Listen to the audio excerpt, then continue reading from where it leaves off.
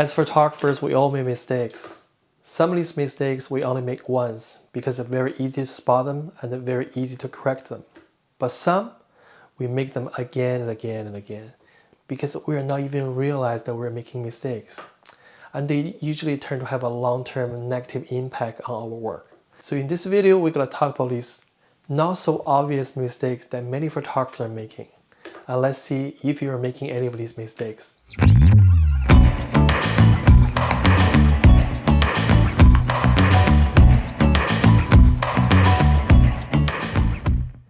The first one, to focus on how instead of why.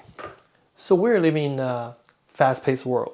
No matter what we want to get it fast. We order something online, we want to get it tomorrow or even today. We want to learn something, we want to learn fast. We want to see the result fast. So instead of spend the time to understand the theory, to learn the knowledge, we turn to go to internet just to look for tricks. And there's a problem with that. Because many of these tricks only apply under certain situations. Without truly understand the concept and the context around these tricks, it's very easy to apply them the wrong way. Let me give you an example. When we do in photo editing, many photographers do this thing called the contouring. They basically add the shadows and highlights on subject's face to help to build a dimension. For example, to add the shadow underneath the cheek, around the nose, underneath the eyebrow, around the jawline, and they will add highlight on the forehead, on the nose, and somewhere over here. You know what I mean.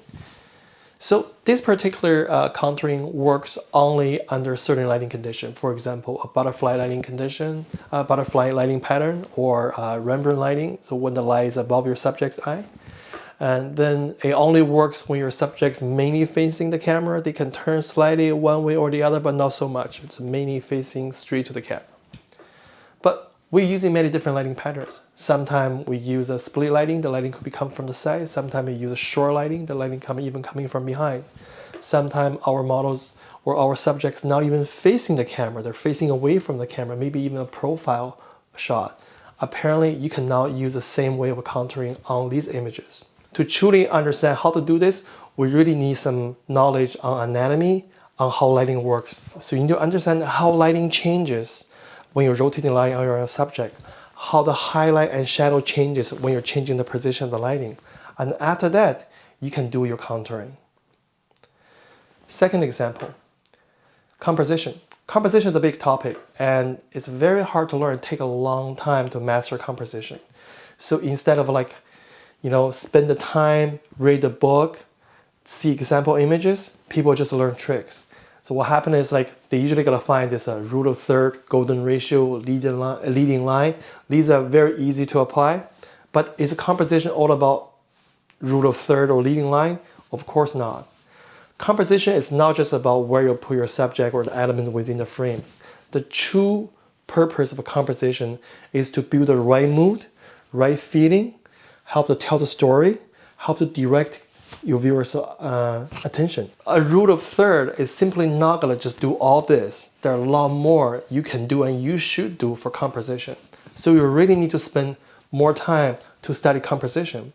Talking about composition, I have 2 videos that were talking about this topic in much more detail. I'll leave the link on the description. The second one, too technical. Technical knowledge is useful for us photographers to better understand the camera, the lens, the software you use. It will definitely help you to make a better work. But the thing is, you can't go too far on this. Let me give some example.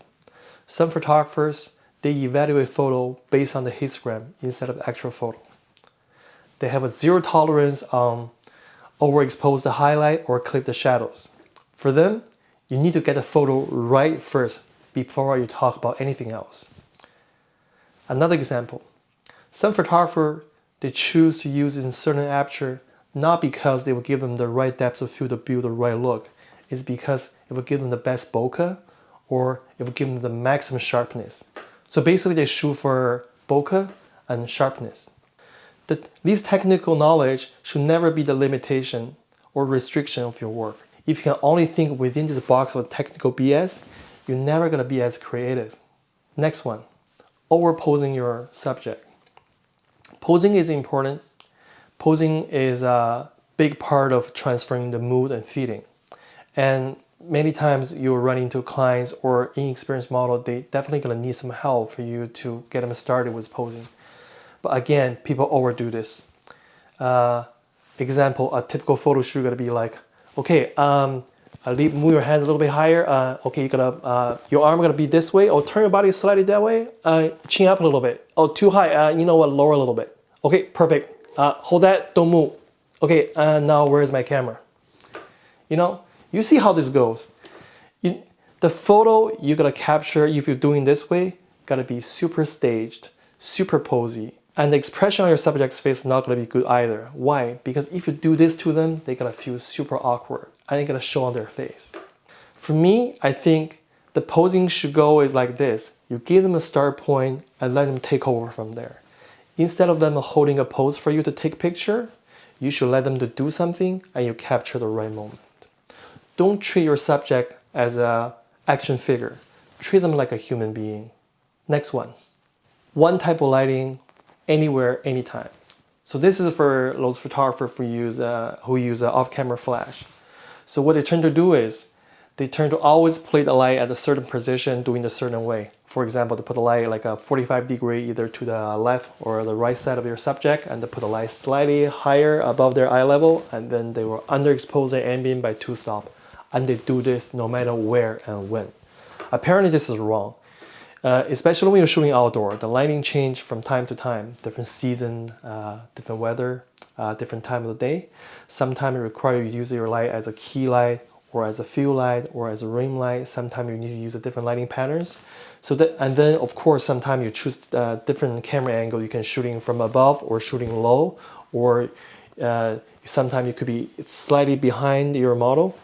So for that reason, your lighting position need to be constantly adjusted. So in order to truly understand where exactly you should place your light, you need to understand how lighting works. You need to understand how to naturally blend your artificial light with ambient light. You need to understand what different lighting patterns are and when you should use them.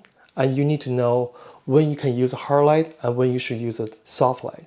All these things takes time, but this is the only way that you can truly master lighting. There's no shortcut for that. If you want to learn more about lighting, I have a lot of videos in this channel that talking about the lighting and behind the scenes.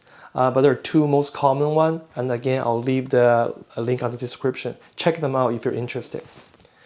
So the last one. The last one will be you invest too much on gear instead of yourself. So if you've been shooting for a few years, you're more likely to have a collection of gears. And of course, there are tons of different camera, lens, lighting, accessories. There's so many choices. It's very easy to spend a small fortune on gears. And don't get me wrong, I'm not saying you shouldn't spend too much money on gear. I mean, like for me, I personally like collect lenses, like at least vintage lenses. Like for 50 mil, I have probably 6 or 7 50 mil lenses. Yeah, I mean, I'm not saying that is bad. Yeah, but the thing is, you also need to be aware what you've been investing on yourself. Think about every month how many photo shoots you do, how many creative photo shoots you do. Do you join any workshop? Do you sign up for any online courses to see how other photographers work? Do you read any books? Not just photography books, could be any books, like anatomy books or drawing books or rendering books will really help you on your editing skill. Or comics book, art books will be a huge inspiration if you want to learn composition. So all these will help you, and then they cost you way less money compared with the money you spend on the gear. So it's way cost effective to invest on yourself other than invest on gear. And then we all know what truly matters are the person behind the camera. So you should really spend time and effort investing on yourself. Okay, so this is what I want to talk in this video. And if you're not making any of these mistakes, good for you. If you're like, oh my God, I'm making all these mistakes, that's totally okay. As long as you're aware of them, you'll get better. Leave any comments if you have any questions or any feedback, and I would like to read them. And then thank you for watching this video, and I'll see you next time.